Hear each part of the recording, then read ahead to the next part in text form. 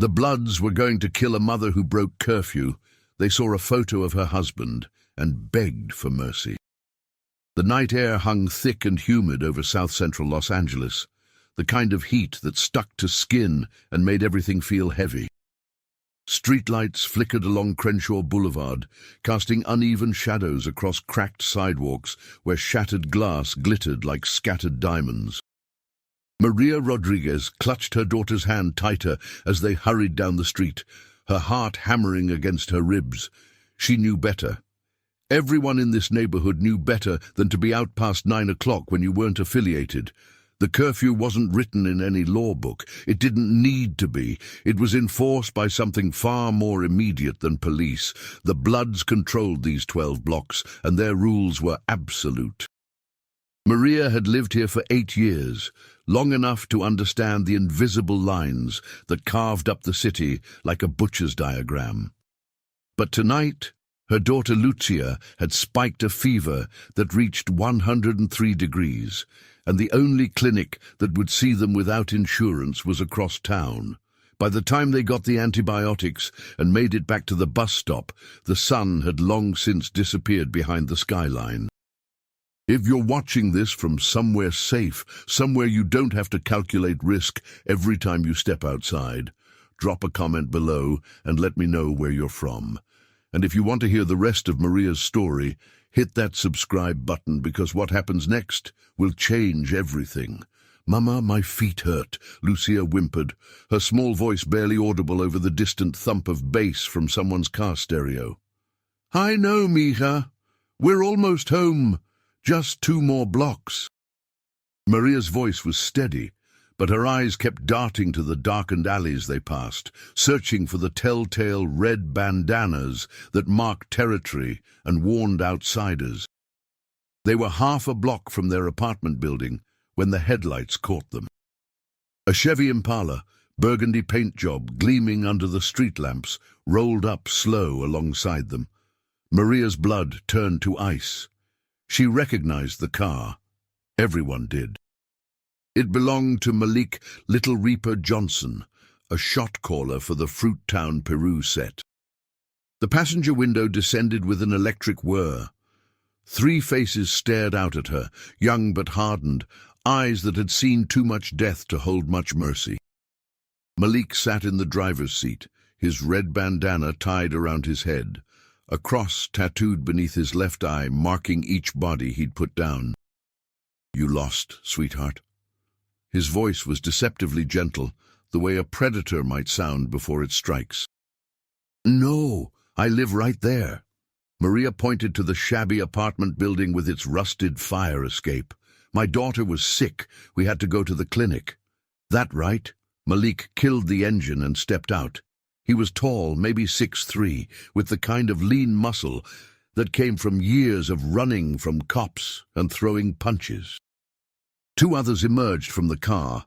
Jamal, shorter but broader, with a scar running from his temple to his jaw, and Tiny, who despite his nickname stood well over 6 feet, and carried himself with the casual violence of someone who'd never lost a fight.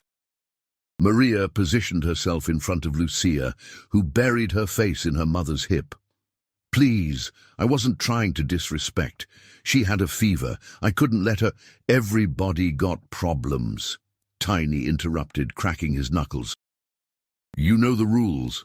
Can't have people thinking they can just walk through our hood whenever they feel like it." "It sets a bad example," Jamal added, pulling a pistol from his waistband, a .38 special that had probably seen more action than most soldiers. He didn't point it at her, not yet, but the threat was clear as daylight.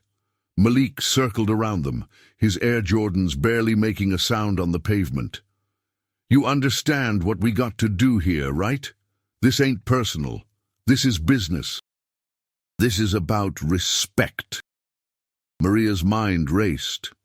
She'd heard the stories, bodies found in dumpsters, mothers who never made it home, the kind of casual brutality that the news never quite captured right. Her hands trembled as she reached into her purse, searching for something, anything that might save them. "I have money," she stammered. "Not much, but we don't want your money." Malik's tone held something between pity and resignation, like a man about to do a job he didn't particularly enjoy but felt obligated to complete. Rules is rules. Lucia started crying, her fever-hot body shaking against her mother's legs. The sound seemed to hang in the humid air, a child's fear made audible. Jamal shifted uncomfortably but kept the gun steady.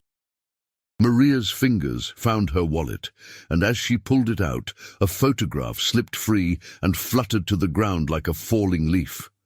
Malik bent down to pick it up, probably expecting a driver's license or credit card.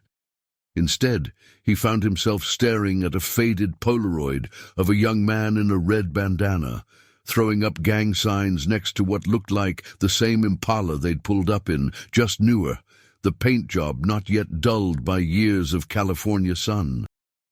The change in Malik's expression was instant. His eyes widened, then narrowed, studying the photo more closely under the streetlight. His hand began to shake. "Where did you get this?" His voice had lost all its edge, replaced by something raw and broken. "That's my husband," Maria said quietly. "That's Carlos." Jamal moved closer, looking over Malik's shoulder at the photograph. His face went pale beneath his dark skin. Nah, that can't be Sea Dog," Malik whispered, using a name that clearly meant something. His finger traced the outline of the figure in the photo, and when he looked up at Maria, there were tears forming in his eyes. "You're Sea Dog's girl?" "Was," Maria corrected, her own voice cracking. "He died 3 years ago. Afghanistan. IED outside Kandahar." The 3 gang members stood frozen, the night air suddenly feeling thicker, heavier. Tiny had lowered his head, his massive shoulders trembling. Jamal slowly returned the pistol to his waistband, his hands moving with the mechanical precision of someone in shock. "Carlos Rodriguez," Malik said, speaking to no one in particular. "He saved my life when I was 13. Some Crips had me cornered in an alley off Western Avenue, was about to put 3 in my chest. Carlos came out of nowhere, took a bullet in the shoulder, getting me out of there." He looked at Maria with eyes that suddenly seemed years younger, vulnerable. "I wouldn't be standing here if it wasn't for him." Jamal nodded, wiping at his face. "He's the one who got me off the needle, found me in a shooting gallery, carried me to his grandmother's house, stayed up with me for 3 days while I detoxed, told me I was worth more than that poison." His voice broke. "Man, I thought he was just upstate or something. Didn't know he enlisted." "He wanted to do something different," Maria explained, holding Lucia closer. "Wanted to give us a better life. Thought the army would help him leave this all behind." Tiny finally spoke, his deep voice rough with emotion. "He taught me to read. I was 16. Couldn't read past a 3rd grade level. He spent every Tuesday night for 6 months teaching me. Never made me feel stupid about it." He looked down at his hands, those huge hands that had caused so much pain, now hanging useless at his sides. "I got my GED because of him." The 4 of them stood there in the amber glow of the streetlight, the photograph passing from hand to hand like a sacred relic. Cars drove past on the main boulevard, their occupants oblivious to the scene unfolding on this side street where life and death had just hung in the balance and tipped in an unexpected direction. "Miss Rodriguez," Malik said, and the formality in his voice was striking, given what had almost happened moments before. "I'm sorry. We didn't know. If we had known—" "How could you have known?" Maria said softly. "He left before Lucia was born. He only made it back twice before—" She couldn't finish the sentence. Jamal pulled out his phone, made a call. "Yeah, it's me. Shut down the whole block. Nobody touches a woman with a kid walking through here, especially not on 62nd. Yeah, I'm serious. Make it permanent." He hung up and looked at Maria. "You won't have any problems anymore. Not from us, not from any set flying red in this city." "More than that," Malik added. He pulled a thick roll of bills from his pocket. Must have been $2,000 or $3,000. For the kid, for medicine, for whatever she needs. I can't take that, Maria protested, but Malik was already pressing it into her hands. Yes, you can. Sea Dog would have done the same for any of our families. This is the least, his voice cracked, this is the least we can do.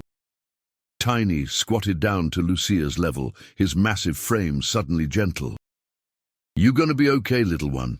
That fever's gonna break soon, you'll see. You got your mama looking after you, and your daddy. He paused, looking up at Maria. Your daddy was one of the bravest men I ever knew. Maria's eyes filled with tears, the adrenaline that had kept her sharp finally giving way to the crushing weight of relief and grief intertwined. He talked about you all. He called you his brothers. Even after he left, even in his letters from over there, he worried about you. We should have been there, Malik said, and the guilt in his voice was palpable. Should have gone to the funeral, should have checked on you. You didn't know where we were, Maria said. We moved right after he deployed. He wanted us in a safer neighborhood. The irony wasn't lost on any of them, the safer neighborhood that had brought her back through the heart of the territory where death had been waiting. Jamal pulled a pen from the car and wrote a number on the back of a receipt. That's my cell. You need anything, and I mean anything, you call that number. Groceries, rent money, someone giving you trouble, doesn't matter. You're family now. Protected, Tiny added. Word will spread by morning. Every set from Compton to Inglewood will know you're off limits. Malik handed the photograph back to Maria with a reverence usually reserved for holy objects. Can I ask you something? Maria nodded. Does she know about her father? Does she know what kind of man he was? Maria looked down at Lucia, who had stopped crying and was watching the three intimidating men with wide, curious eyes. I tell her stories every night about how brave he was, how kind, how he always tried to help people, even when it put him at risk. Tell her one more thing, Malik said, his voice thick with emotion. Tell her that her father made this world better just by being in it. Tell her that there's 3 men walking around today who wouldn't be here without him. Tell her that matters, that has to matter. The night had started with the promise of violence and ended with something none of them could have predicted. A moment of grace in a place where grace was rare as diamonds. As Maria and Lucia finally made it to their apartment building, they turned back to see the 3 men still standing there, watching to make sure they got inside safely. Malik raised his hand in a solemn salute, the kind reserved for fallen soldiers. Inside the small apartment, Maria laid Lucia down on the couch and checked her temperature. The fever had already started to break, the antibiotics doing their work. She sat beside her daughter and looked at the photograph. Carlos, forever young, forever smiling, frozen in a moment before war and death had claimed him. She thought about the strange architecture of fate, how one moment could cascade into another, how a single photograph could transform killers into mourners, how the ghost of a good man could reach across death itself to save the family he'd left behind. She thought about the money in her purse, more than she'd seen in months, enough to maybe get them through to something better. But mostly she thought about the words Malik had spoken, that her husband had made the world better just by being in it. In a neighborhood where survival often meant hardness, where showing weakness could get you killed, 3 men had chosen something different. They'd chosen to honor a debt, to remember a friend, to show mercy when violence would have been easier. It wasn't redemption. The life they led was still the life they led, but it was something. A small crack in the armor, a glimpse of the humanity that persisted even in the hardest places. Maria pulled a blanket over Lucia and sat in the darkness, listening to the sounds of the city outside. Sirens in the distance, music thumping from passing cars, the occasional pop of gunfire that no longer made her flinch. This was home, for better or worse, with all its beauty and brutality intertwined. And tonight, just this once, the brutality had blinked first. The following morning broke hot and bright over Los Angeles, the kind of relentless California sunshine that made everything look washed out and overexposed.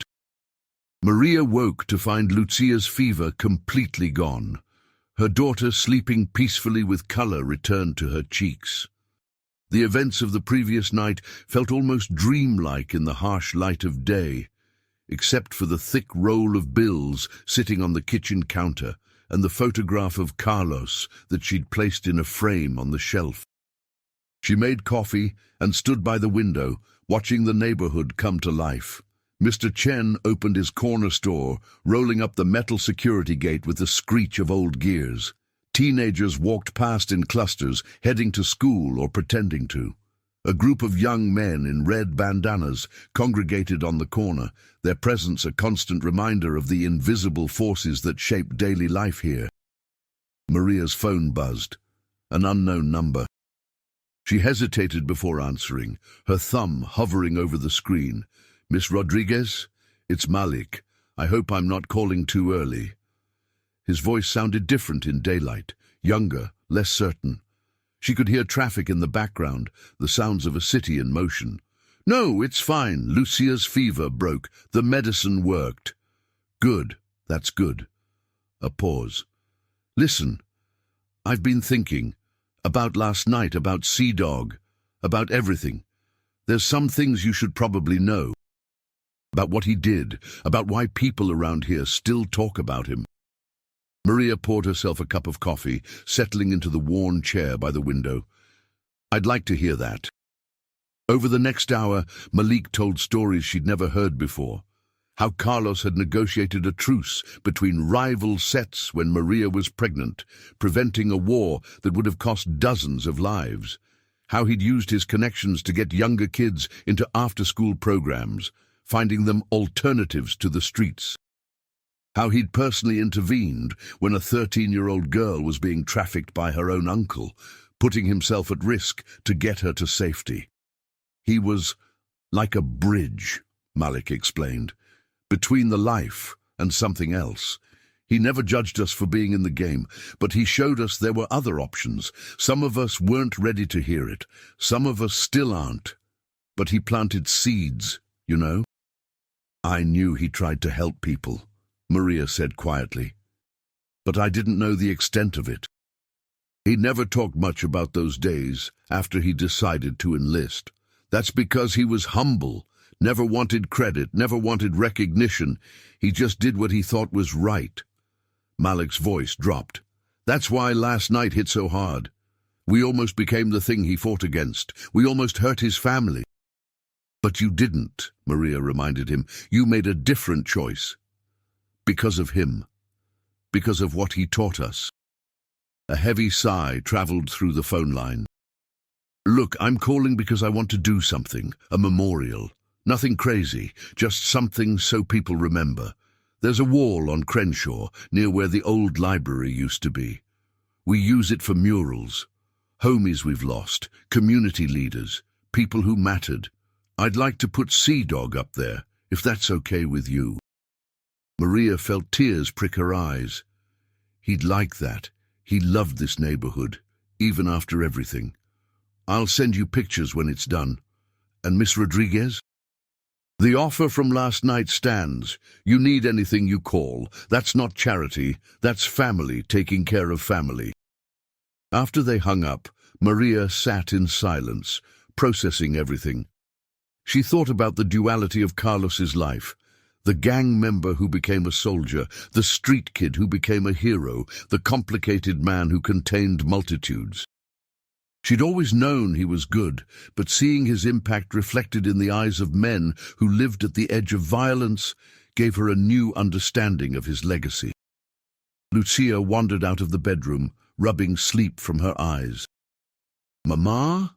Who were those men last night?" Maria pulled her daughter onto her lap, choosing her words carefully. "They were friends of your father, from before you were born." "Why were they crying?" "Because they missed him, because they remembered how much he helped them." Lucia was quiet for a moment, her small hands playing with the hem of Maria's shirt. Daddy was a good person, wasn't he? The best person I ever knew, Maria said, holding her tighter. The days that followed brought unexpected changes. When Maria went to Mr. Chen's store, he refused to let her pay for groceries. "Your husband helped my nephew get into community college," he explained, his English heavily accented but sincere. "I hear about last night. You don't pay here anymore." At the laundromat, the owner, an older black woman named Miss Betty, approached her with tears in her eyes. "Carlos talked my son out of joining the Crips when he was 15, convinced him to finish high school instead. He's a paralegal now, has 2 kids of his own. I never got to thank your husband proper." Everywhere Maria went, stories emerged like flowers after rain. The crossing guard who Carlos had defended when gang members tried to extort him. The teacher whose car Carlos had fixed for free when she couldn't afford repairs. The homeless veteran Carlos had gotten into transitional housing. Each story added another dimension to the man she'd loved, revealing the full scope of a life that had touched so many others. 3 weeks after that night, Malik called again. "The mural's finished. You should come see it." Maria and Lucia took the bus down to Crenshaw Boulevard, getting off near the old library site. A crowd had already gathered, dozens of people, maybe more, red bandanas mixed with ordinary neighborhood folks, creating a tapestry of the community Carlos had tried to bridge. The mural took her breath away.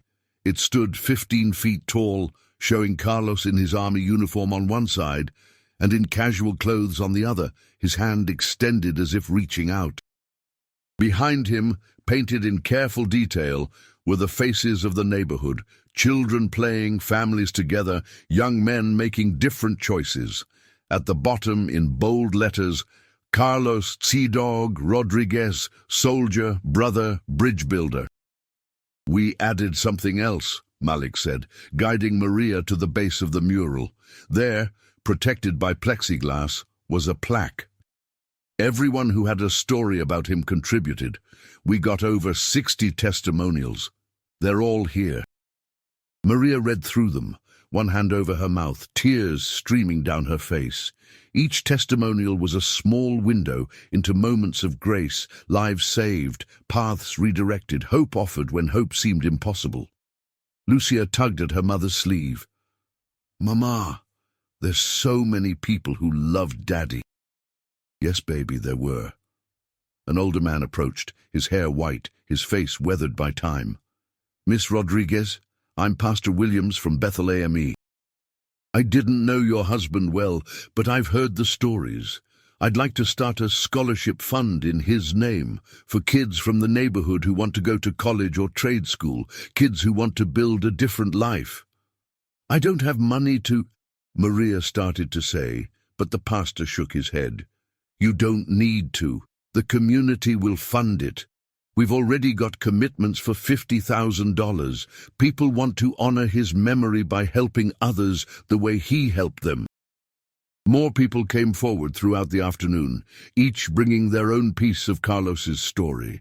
By the time the sun started to set, Maria felt overwhelmed by the outpouring of love for a man who'd been gone 3 years, but whose impact still rippled through the community like stones dropped in still water.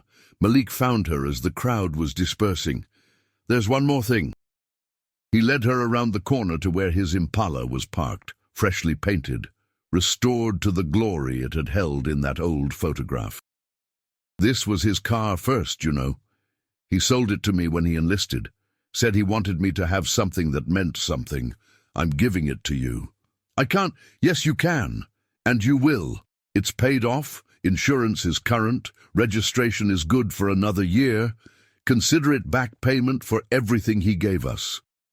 Malik pressed the keys into her hand. "He'd want you to have it.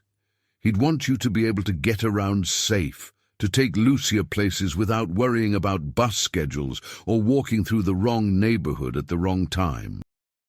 Maria looked at the car.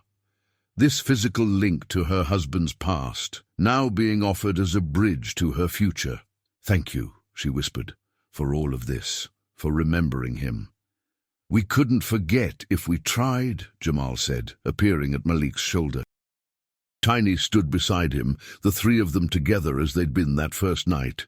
"He's in everything good we try to do. Every time we help instead of hurt, every time we choose mercy over violence, that's Sea Dog's influence. That's his legacy." As Maria drove the Impala home, Lucia in the passenger seat marveling at the restored interior, she thought about how death sometimes reveals the true measure of a life. Carlos had died in a desert half a world away, fighting a war that few people understood anymore. But his real battle had been fought here, on these streets, in these small moments of choosing compassion over cruelty, hope over despair. She thought about that night when death had come so close, when the photograph had fallen like providence, revealing connections that transcended the violence of the present moment. She thought about how love persists, how goodness echoes, how a single life lived with intention could create ripples that spread far beyond what any individual could measure or predict. That night, after Lucia was asleep, Maria sat at her kitchen table and wrote a letter to her husband. She knew he'd never read it, but she needed to say the words anyway. She told him about the mural, about the scholarship fund, about the men who'd wept at the memory of his kindness. She told him that their daughter was growing up in a neighborhood that would protect her because of who her father had been. She told him that his death hadn't erased him, that he lived on in every life he'd touched, every choice he'd influenced, every moment of grace that his example had inspired.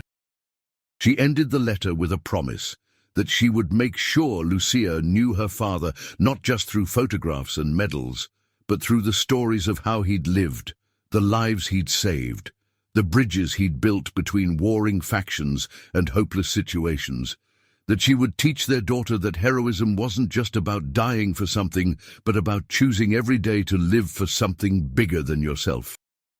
Outside, the neighborhood pulsed with its familiar rhythms, dangerous and beautiful, broken and resilient, a place where violence and grace existed in uncomfortable proximity.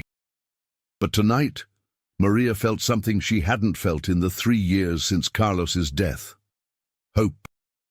Not the naive hope of someone who didn't understand the realities of their situation, but the harder, more durable hope of someone who'd seen mercy triumph over murder, who'd witnessed how the dead could still protect the living, who'd learned that even in the darkest places, light could survive. The photograph of Carlos sat on the shelf, and Maria could almost see him smiling at how things had turned out.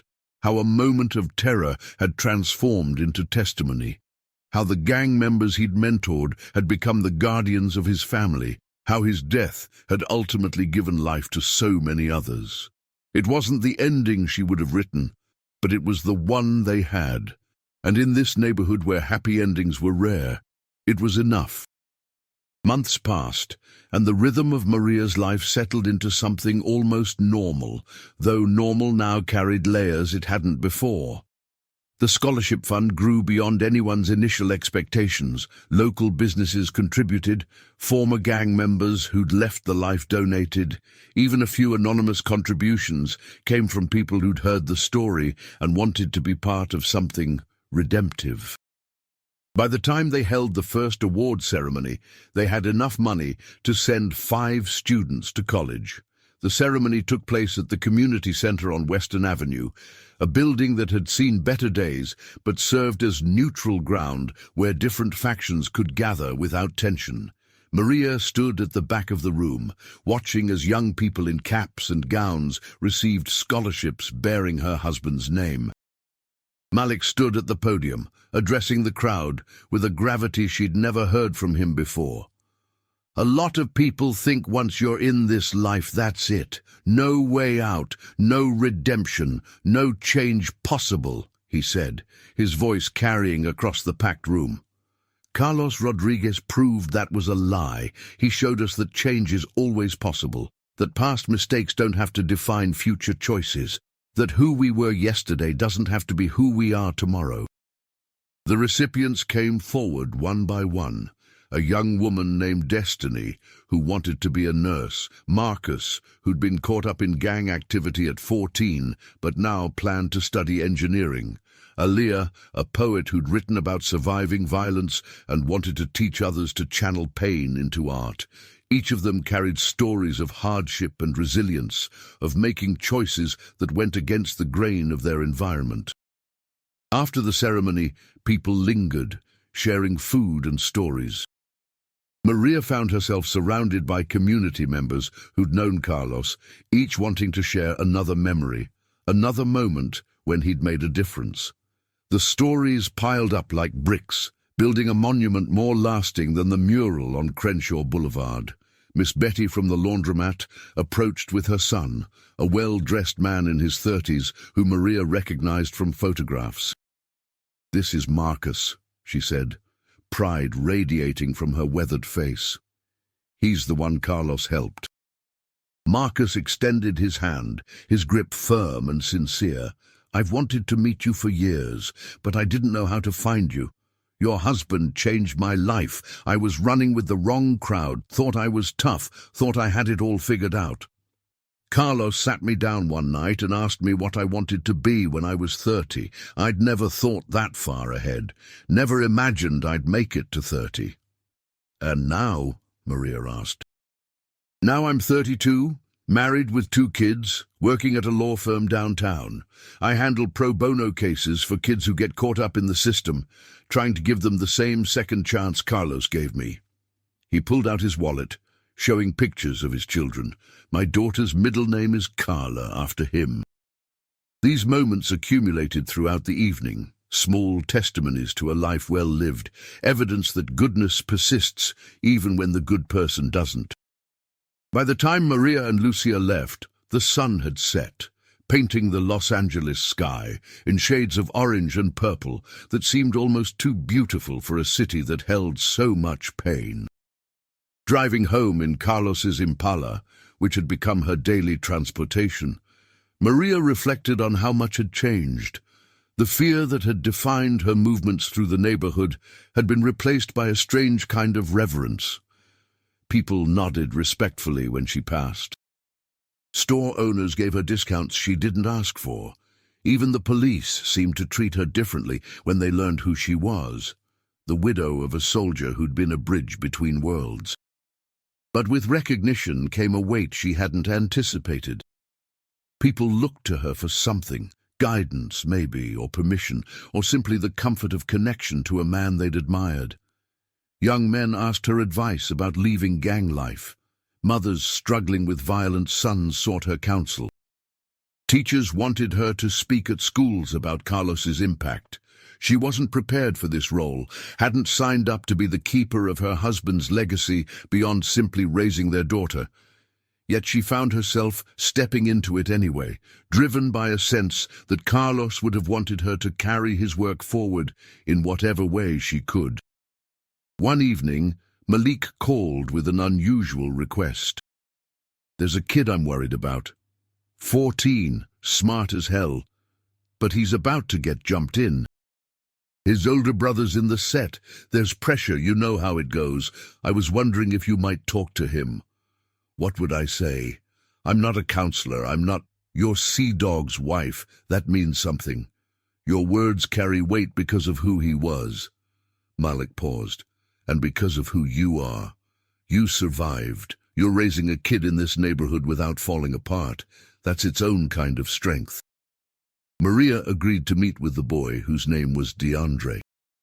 They sat in a booth at a diner on Crenshaw, the teenager sullen and defensive, clearly present only because Malik had insisted. "I don't need a pep talk," DeAndre said, not meeting her eyes. "I know what I'm doing." "Do you?" Maria stirred her coffee, gathering her thoughts. "When I met my husband, he was already in the life, already had blood on his hands, already had enemies who wanted him dead. But you know what he told me once? He said the hardest part wasn't the danger or the violence. It was the way it narrowed his world, made him see people as either threats or assets, made him forget how to trust, how to dream, how to imagine a life beyond the next conflict. That's different, DeAndre protested. Things are different now. Are they? Maria met his eyes directly. My daughter is 6 years old. She's never going to meet her father because he died fighting a war in Afghanistan. But you know what? At least he died trying to protect something. At least he chose to fight for something bigger than territory and reputation. What are you going to die for, DeAndre? A block you don't even own? Colors that don't mean anything outside a few square miles of concrete? The boy's jaw tightened, but she saw the flicker of doubt in his eyes. I'm not going to tell you what to do, Maria continued. You're going to make your own choices, and you'll live with the consequences. But I will tell you this. Every person who loved my husband, every person whose life he touched, every scholarship recipient who's going to college because of the fund we started in his name, they're all living proof that the choices we make ripple out beyond what we can see. Your choice doesn't just affect you, it affects your mother, your younger siblings if you have them, kids in your neighborhood who look up to you. Nobody looks up to me, DeAndre muttered. Not yet, maybe. But they could. That's the thing about being young. You still have the chance to decide what kind of man you want to become. They sat in silence for a while. The diner's ambient noise, clinking dishes, murmured conversations, the hiss of the grill, filling the space between words. Finally, DeAndre spoke, his voice barely above a whisper. My brother says if I don't get jumped in, I'm a punk. Says I'll be disrespecting the family. Your brother's scared, Maria said gently. Scared that if you choose differently, it'll reflect badly on his choices. But his fear doesn't have to become your prison. It's not that simple. No, it's not. Nothing about this life is simple. But here's what I learned from my husband. Simple and easy aren't the same thing. The right choice is rarely the easy one, but it's still right. When they parted ways, Maria wasn't sure if she'd gotten through to him. DeAndre left with the same sullen expression, shoulders hunched against a world that seemed determined to corner him into a single path. But 2 weeks later, Malik called to tell her the boy had enrolled in a charter school across town, one that specialized in helping at-risk youth. It wasn't a perfect solution. The pressures would follow him, the temptations would persist. But it was a start. These small victories accumulated slowly, like sediment building into bedrock. Maria found herself pulled deeper into the community work that had once been Carlos's domain. She started attending community meetings, advocating for better street lighting and after-school programs. She organized a food drive when winter hit hard and families struggled. She mediated disputes between neighbors, using the respect her husband's name commanded to de-escalate situations before they turned violent. Lucia watched all of this with her 6-year-old eyes, absorbing lessons about service and sacrifice without fully understanding them. Sometimes she'd ask why Mommy was always helping people, why strangers called at all hours, why their apartment had become a gathering place for people seeking guidance or simply a sympathetic ear. Because your daddy taught me that we're all connected, Maria would explain. When we help others, we help ourselves. When we make our community stronger, we make our own lives safer and richer. It was during one of these community meetings that Maria met Detective Sarah Chen, an LAPD detective who worked gang intervention. Sarah had heard about Carlos's impact and wanted to partner with community leaders to create pathways out of gang life. We're doing it all wrong, Sarah said over coffee at that same diner where Maria had met with DeAndre.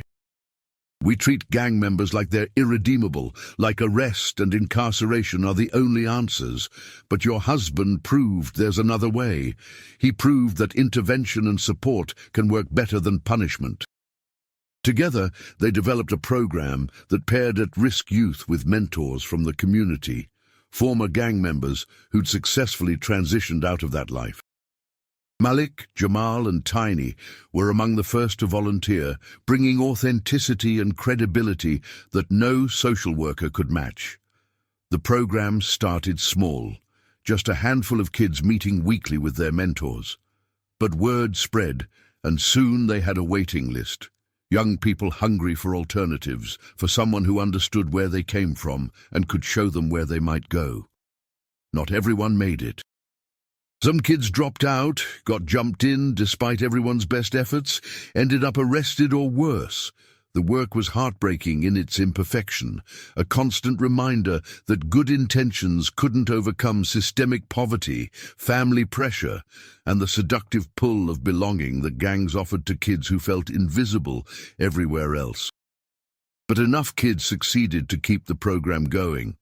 Enough chose differently to justify the effort.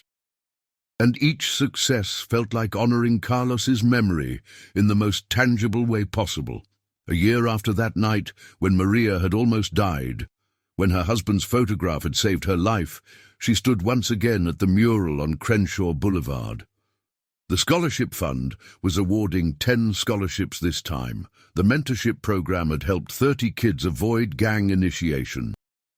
The community was still broken, still dangerous, still shaped by the same forces that had claimed too many lives. But there were cracks in that darkness where light was starting to seep through. Malik stood beside her, his red bandana still tied around his head, his gang tattoos still visible on his arms. He hadn't left the life, wasn't sure he ever could, but he was trying to make it mean something different, trying to transform it from the inside. "You think he knows?"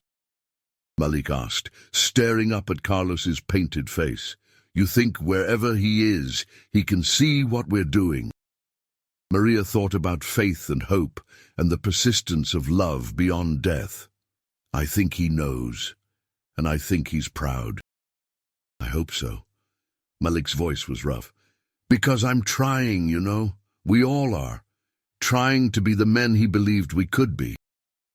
Dim, as the sun set over Los Angeles, painting the mural in shades of gold and amber, Maria felt the weight of gratitude for the strange mercy that had spared her life and transformed it. She thought about how close she'd come to death, how a single photograph had redirected the trajectory of that night and everything that followed. She thought about the brittle randomness of it all. If she'd taken a different bus, if the photo hadn't fallen, if those 3 men had been anyone else. But mostly she thought about how Carlos's goodness had echoed across death itself, how his choices continued to shape lives he'd never meet, how the bridges he'd built still stood even after the builder had gone. It wasn't the legacy she would have chosen. She'd rather have him alive, raising their daughter, growing old beside her, but it was the legacy they had, and it meant something profound. That night, as Maria tucked Lucia into bed, her daughter asked a question she'd been building toward for months. "Mama, when I grow up, I want to help people like Daddy did. Is that okay?" Maria kissed her daughter's forehead, breathing in the sweet scent of her shampoo, feeling the fierce protectiveness that motherhood brings. "That's more than okay, baby. That's perfect. Will you teach me how?"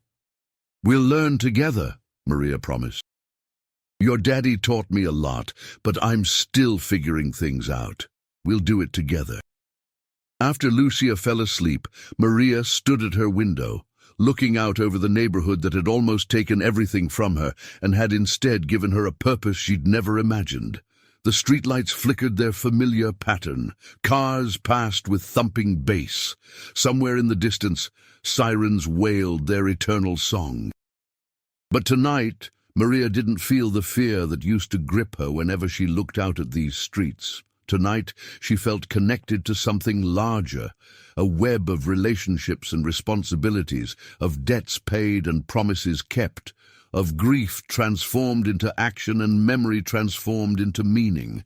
Carlos was gone, but he wasn't finished. His work continued through every life he'd touched, every person he'd inspired, every choice made in his honor. And Maria was learning that this was perhaps the truest form of immortality. Not living forever yourself, but living on in the changed hearts and redirected lives of those who remembered you. She thought about that night, about Malik's tears and Jamal's trembling hands, and Tiny's broken voice saying, "Your daddy was one of the bravest men I ever knew." She thought about how close she'd come to becoming just another statistic, another body, another tragedy whispered about in hushed tones. She thought about the photograph, that simple faded Polaroid that had held the power to transform killers into mourners, to reveal the humanity hidden beneath hardness, to prove that redemption was always possible if someone was willing to remember. In this neighborhood where life was cheap and death came easy, where violence was currency and fear was the common language, Carlos Rodriguez had dared to suggest something different. He dared to believe that people were more than their worst choices, that change was possible, that bridges could be built between warring factions if someone was brave enough to stand in the middle. He'd paid for that belief with his life, dying in a desert half a world away. But his death hadn't ended his impact. If anything, it had amplified it, transforming him from a man with flaws and contradictions into a symbol of what was possible when someone chose mercy over violence, hope over despair, connection over division. Maria turned away from the window, walking through her small apartment, this space that had become a sanctuary and a headquarters, a home and a memorial. She passed the framed photograph on the shelf, Carlos smiling forever young, and she felt the familiar ache of loss, tempered now by the weight of purpose. Tomorrow, she would wake up and continue the work.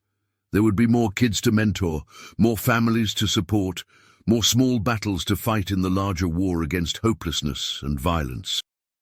There would be setbacks and heartbreak, victories and defeats, the endless grinding labor of trying to make things better in a world designed to grind people down. But tonight, in this quiet moment, Maria allowed herself to feel something close to peace. She'd survived. She'd transformed terror into testimony. She'd taken her husband's legacy and given it wings, spreading it wider than he'd ever managed alone. And in doing so, she discovered her own strength, her own purpose, her own way of making meaning from loss. The photograph that had saved her life sat on the shelf, a reminder that the past never really dies.